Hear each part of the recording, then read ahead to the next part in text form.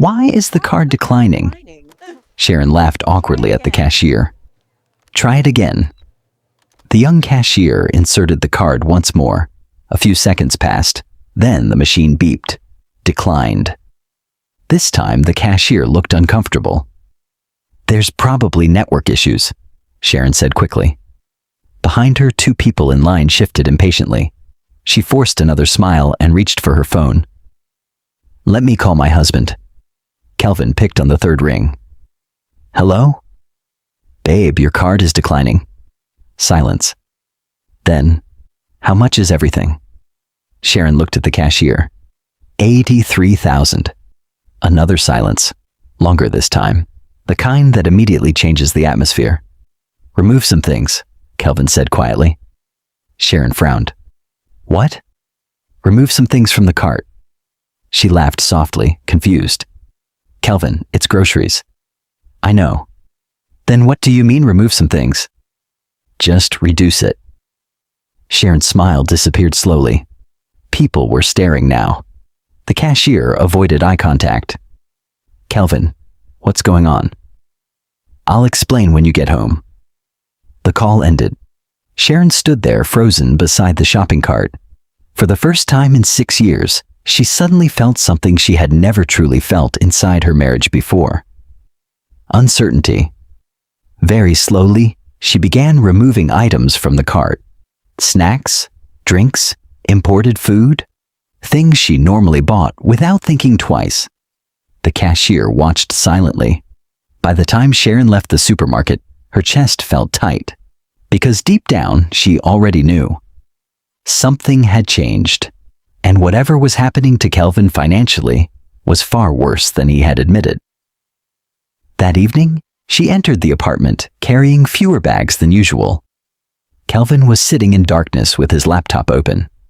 The only light in the room came from the screen reflecting against his face. He looked tired, older somehow. Sharon placed the grocery bags on the table. What's happening? She asked quietly. Kelvin didn't answer immediately. He stared at the laptop for a few more seconds, then finally closed it. I think I'm in trouble. Hey there, are you enjoying this story so far? Kindly like, subscribe, and drop your comments below. Thank you. 6 years ago, this same man had looked Sharon in the eyes and promised she would never need to worry about money. Now he sounded like a man struggling to survive his own life, and neither of them understood yet how badly that change was about to damage their marriage. 6 years earlier, Kelvin had been the kind of man people admired instantly.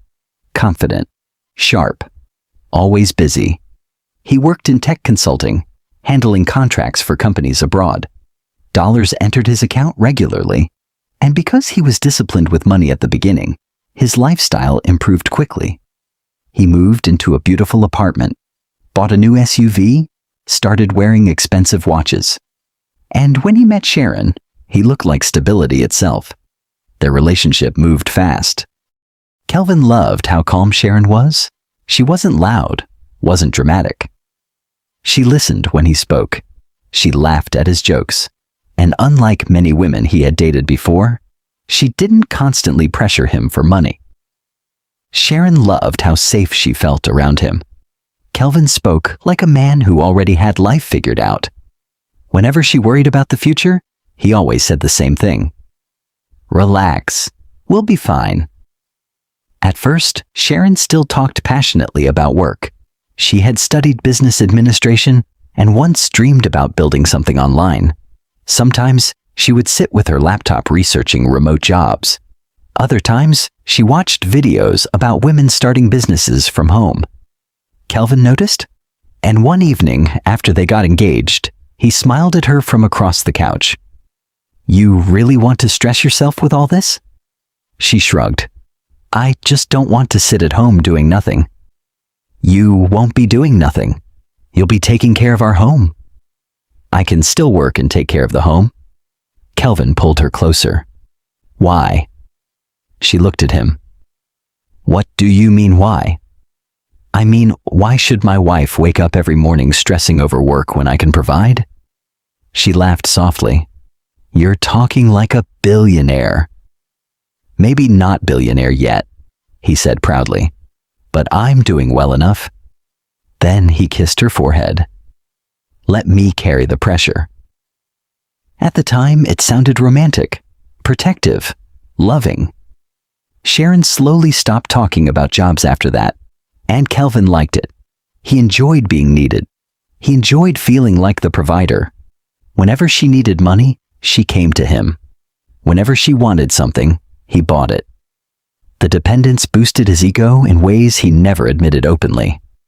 After marriage, the arrangement became permanent. Kelvin handled everything: rent, groceries, fuel, trips, shopping. Even when Sharon occasionally suggested doing something small online, Kelvin dismissed it casually. Why are you disturbing yourself? Kelvin, I'm serious. And I'm serious too. Rest. Eventually, she did. Months became years. Her laptop stayed untouched most days.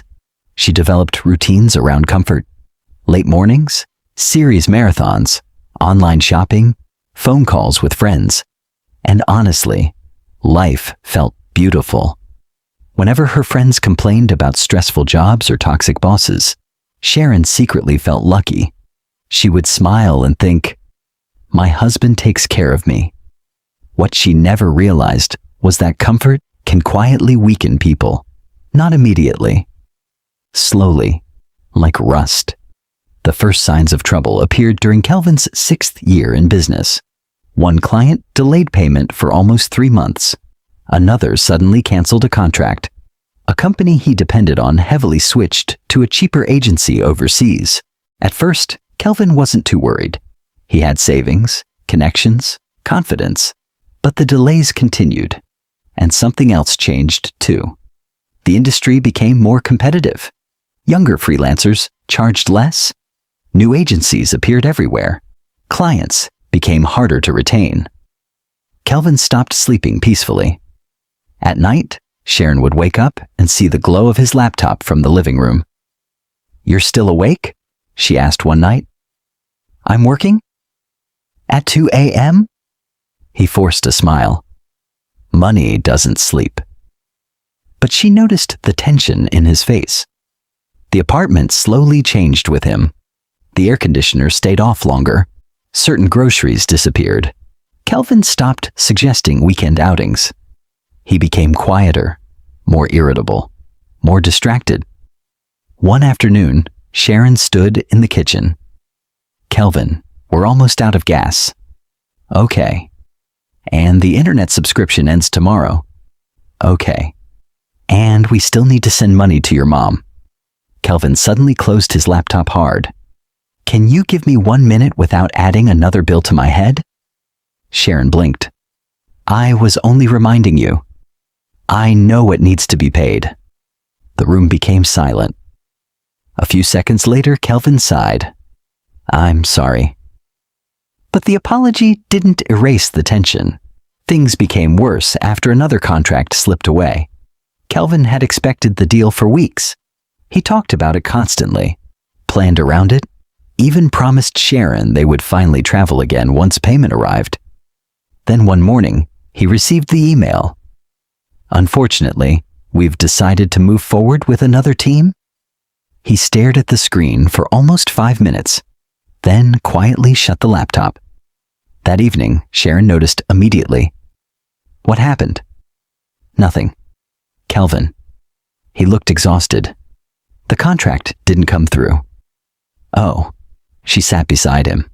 It's okay. Another one will come. But Kelvin didn't respond, because deep down, he was beginning to realize something terrifying. Things were no longer temporary. His income wasn't recovering. It was shrinking. Weeks later, the pressure finally exploded. Kelvin returned home sweating from traffic and frustration. His shirt clung to his body. He dropped his laptop bag near the door and walked into the living room. Sharon was curled up on the couch watching a series while food containers sat on the table. The sink was full. The TV volume filled the apartment. Kelvin stood there silently. Something inside him snapped. You ordered food? Sharon looked up. Yeah. With what money? She frowned. What kind of question is that? With what money, Sharon? You sent money yesterday. For groceries. I was tired. Tired from what? The words escaped before he could stop them. Sharon sat upright slowly. What did you say? Kelvin laughed bitterly. No, seriously. Tired from what? Kelvin. All day you sit at home. Her face changed instantly. And whose idea was that? The question hit him hard, but he was too angry to slow down. Do you know what I'm going through? Yes. No, you don't. He pointed around the apartment. You think all this maintains itself magically? I never said that. Then help me. Sharon stared at him. You told me not to work. And I was doing fine then. The silence that followed felt ugly. Kelvin turned away immediately. Because the truth sounded terrible, once spoken out loud. That night, they slept facing opposite directions. The next morning, Sharon opened her laptop for the first time in months. Actually, years. The keyboard felt unfamiliar. She updated her CV awkwardly, changed old dates, watched tutorials, applied for remote assistant jobs, social media management, customer service, anything. At first, she felt hopeful, but confidence disappeared quickly. Most applications received no response. One company scheduled an interview. Sharon spent hours preparing, but during the interview, the recruiter asked questions she struggled to answer. What platforms have you worked with recently? What tools are you comfortable using? I can learn quickly. The interviewer smiled politely. We'll get back to you. They never did. That evening, Sharon sat quietly in the bedroom, staring at her laptop. Kelvin walked in. How did it go? She shrugged. They said they'll get back to me. Kelvin nodded, but something about his expression annoyed her. What? Nothing. No, say it. He hesitated. You should have started all this long ago. Sharon closed the laptop slowly. You're unbelievable. What? You're acting like I forced myself into this life. I'm not saying that. You literally begged me not to work. Kelvin sighed heavily. Sharon, I'm under pressure. And you think I'm not? He rubbed his forehead. Forget it. No, don't say forget it. Every day now you talk to me like I'm useless. I never said you're useless. You don't have to say it directly. The argument continued until both of them stopped talking entirely. Days turned tense, then colder. Kelvin became emotionally unpredictable. Sometimes he apologized. Other times, he snapped over small things. One evening, NEPA took light while Sharon was ironing clothes. She sighed. Can we buy fuel tomorrow? Kelvin stared at her. Do you think fuel is free? I only asked a question. Everything in this house is a question for me. Sharon dropped the iron. What exactly do you want from me? I want partnership. I was your partner when things were good. No, Sharon, you were comfortable. The words hurt because part of her knew there was truth inside them, but another part of her felt deeply angry because Kelvin was pretending he hadn't encouraged the comfort himself. One afternoon, Sharon visited her friend Diana. Diana still worked full-time remotely and lived independently even after marriage. After listening quietly, Diana sighed. You stayed out of work too long. Sharon looked down. I know. But Kelvin also shouldn't have stopped you. He thought he was helping, and you liked it too. Sharon didn't respond, because that part was true. She had enjoyed the comfort, the ease, the freedom from pressure. Back then, dependence felt safe. Now it felt like a trap. That evening, Sharon returned home determined to improve. She cleaned the apartment thoroughly, cooked dinner, spent hours applying for jobs. When Kelvin arrived, he looked surprised. The atmosphere felt softer. During dinner, Sharon spoke carefully. I applied for 8 jobs today. Kelvin nodded. That's good. I'm trying. I know. For a moment, peace returned. But peace became difficult to maintain when money pressure never stopped. A week later, their landlord called. Rent was due. Kelvin ended the call quietly. Sharon watched his face. You don't have it yet? I'll sort it out. How? I said I'll sort it out. That night, Kelvin barely spoke. Around midnight, Sharon found him sitting in darkness on the balcony. You should sleep, she said softly. He didn't move. I'm trying, Sharon. She sat beside him. I know. No, you don't. His voice cracked slightly. You don't know what it feels like waking up every day scared. Sharon looked at him carefully. I'm scared too. Kelvin laughed quietly. At least you still believe things will work out. And you don't? He didn't answer immediately. Then finally, I don't know anymore. That scared her more than anything else, because Kelvin had always sounded certain, always confident. Now even his confidence was disappearing. The next month became worse. Kelvin sold his watch, then quietly sold some electronics. Sharon noticed things disappearing from the apartment slowly, but neither of them discussed it openly. One afternoon, she overheard Kelvin arguing on the phone. I said I just need more time. Silence. No, I understand. I'm not running. More silence. Then, please. Sharon had never heard him say please like that before. After the call ended, she walked toward him.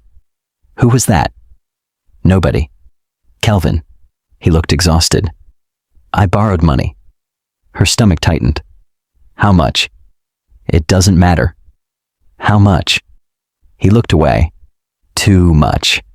Fear entered the apartment fully after that. Not just stress. Fear. The kind that changes how people speak, how they eat, how they sleep. Sharon became more desperate about finding work. She practiced interview questions, watched free online courses, updated LinkedIn profiles. But every attempt reminded her how disconnected she had become. One recruiter asked casually during a call, So, what have you been doing professionally these past 6 years? Sharon hesitated. I was focused on family. Oh. That tiny response embarrassed her more than outright rejection. After the interview, she sat in silence for almost 20 minutes. She suddenly realized how much of herself had disappeared inside the marriage, not because Kelvin forced her completely, but because she slowly surrendered parts of herself, willingly. The realization hurt. That evening, Kelvin entered the bedroom and found her crying quietly. What happened? She wiped her face quickly. Nothing. Sharon. I said nothing. He sat beside her. For a moment, neither spoke. Then Sharon whispered, I don't even know who I am anymore. Kelvin looked at her. The pain in her voice softened something inside him, but exhaustion still sat heavily on his shoulders. You'll figure it out. She laughed bitterly. That's easy for you to say. How? Because at least you had a life outside this marriage. The words stayed with Kelvin long after she slept. Days later, another argument exploded, this time over something small. Bread. Sharon returned from the store. The bread is more expensive again. Kelvin barely looked up. Everything is expensive. You don't have to sound irritated. I'm not irritated. You always sound angry these days. Kelvin shut his laptop suddenly. Because I'm tired. And you think I'm enjoying this? At least you're not carrying everybody. Sharon stared at him. Everybody? Yes. I'm your wife, Kelvin, not a burden. He immediately regretted the expression on her face, but pride stopped him from apologizing. Sharon walked into the bedroom quietly and locked the door. That night, Kelvin sat alone in the living room. The TV played silently while his thoughts spiraled. He remembered the early years, the vacations, the confidence, the promises. Back then, he truly believed he could carry everything forever. Now he understood how dangerous that belief had been. Because life changes, markets change, people change, and pressure eventually crushes anyone standing alone too long. A few weeks later, Sharon finally received another interview opportunity, this time for a customer support role. She prepared seriously, practiced answers repeatedly. Even Kelvin helped her rehearse. For the first time in months, they worked together calmly. "You're overthinking," Kelvin told her. "I'm nervous. You'll do fine. What if I embarrass myself again?" "You won't." For a brief moment, they looked like the couple they used to be. The interview went better. Much better. When Sharon finished the call, she smiled genuinely for the first time in months. "I think it went well." Kelvin smiled too. "See?" They waited anxiously. 2 days. 3. Then the rejection email arrived. "Unfortunately, we've decided to proceed with another candidate." Sharon stared at the screen silently. Something inside her broke quietly. Kelvin saw her expression immediately. "What happened?" She turned the laptop toward him. He read the email, then sighed deeply. "It's okay. Another one will come." Sharon laughed weakly. "That's exactly what I told you when you lost your contracts." The statement hung heavily between them, because now both of them understood what hopelessness felt like. Their arguments became less explosive after that, not because things improved, but because exhaustion replaced anger. Sometimes they sat together for hours without speaking.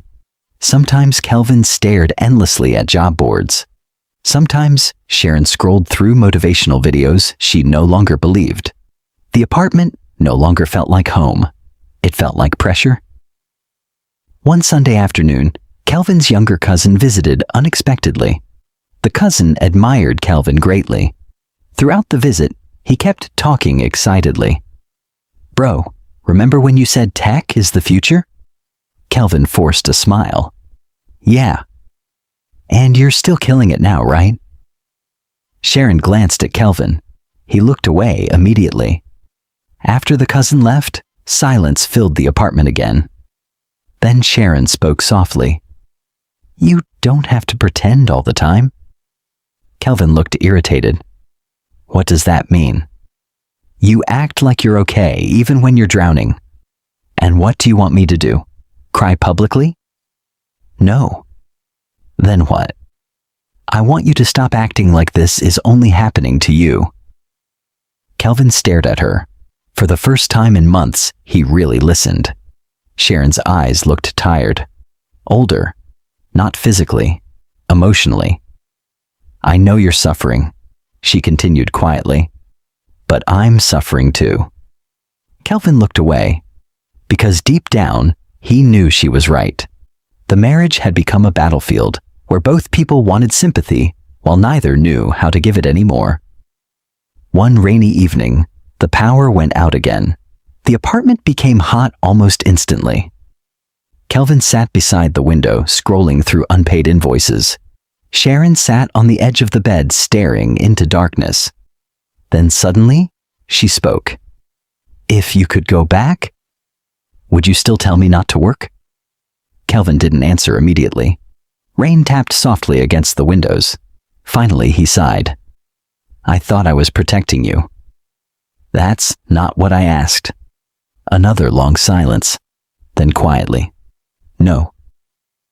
Sharon swallowed hard. That single word carried years inside it. Regret, pride, disappointment, fear. She nodded slowly, then whispered, "I would have worked anyway." Kelvin looked at her, but neither continued the conversation. Because some realizations arrive too late to fix things immediately. Weeks passed, life continued, bills continued, pressure continued. Sometimes Kelvin found small contracts, enough to survive temporarily, but never enough to restore stability. And Sharon kept trying, applying, learning, failing, trying again, But rebuilding confidence after years of dependence felt harder than she imagined. One afternoon, she stood before the bathroom mirror, staring at herself. Not at her face, at her life. She barely recognized the woman she had become. Once upon a time, she had dreams. Direction, independence. Now, even buying airtime required discussion. The realization humiliated her. That evening, Kelvin entered the apartment, looking defeated. "What happened?" Sharon asked carefully. He dropped onto the couch. "I lost another client." She sat beside him. Neither spoke for a while. Then Kelvin laughed softly. "You know what's funny?" "What?" "A few years ago, I thought money solved everything." Sharon looked at him quietly. "I really thought if I provided enough, nothing could touch us." "You were trying to love me." "I was also feeding my ego?" The honesty surprised her. Kelvin leaned back tiredly. "I liked being needed." Sharon looked down. "And I liked depending on you." For once, neither defended themselves. Neither blamed the other. They simply sat with the truth. Two people who built a life around comfort without preparing for change. A life that looked beautiful until pressure exposed every weakness hiding underneath. Months later, the marriage still hadn't fully recovered. There were fewer arguments now, but there was also less warmth, less laughter, less certainty. Some nights they talked normally. Other nights, silence filled every room.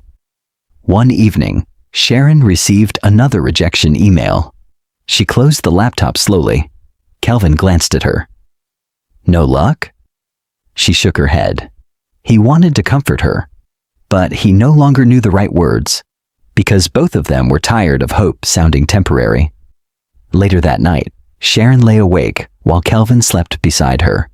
She stared at the ceiling, thinking about the woman she used to be, then about the woman she had become, and finally, about the woman she might still become someday, if life gave her enough time. Beside her, Kelvin shifted in his sleep. Even resting, he looked stressed, older. The pressure had changed him too. The next morning, Sharon woke before him. She stood quietly near the window, watching the city outside slowly come alive. People rushing to work. Danfo buses moving loudly. Street vendors arranging goods. Everyone carrying some kind of burden. For years, she believed dependence meant safety. Now she understood something painful. Safety built entirely on another person can disappear overnight. Behind her, Kelvin woke slowly. He looked at Sharon standing by the window. For a moment, neither spoke. Then he asked softly, "You're awake already?" She nodded. "You didn't sleep?" "Not really." Kelvin sat up. The room felt heavy again. Not with anger this time, just exhaustion. Sharon looked outside once more, then quietly said, "We'll figure something out eventually." Kelvin stared at her for a long moment, then nodded slowly. But neither of them sounded convinced, and maybe that was the saddest part. No dramatic ending came. No miracle contract. No sudden success story. No emotional reconciliation that erased years of damage. Just two people living inside the consequences of choices that once looked like love. That night, the electricity went out again. The fan stopped turning. Heat filled the apartment slowly. Kelvin sat on the balcony, staring into darkness while distant generators echoed through the neighborhood. Inside the bedroom, Sharon refreshed her email one last time. No new messages. No opportunities. Nothing. She placed the phone down gently, then closed her eyes. Outside, Kelvin remained motionless. Two exhausted people. One marriage, and a silence neither of them knew how to fix. If this story touched you, don't forget to like the video, subscribe to the channel, and share your thoughts in the comments. Do you think Kelvin was wrong for asking Sharon not to work in the beginning? Or do you think Sharon should have remained independent no matter how comfortable life became?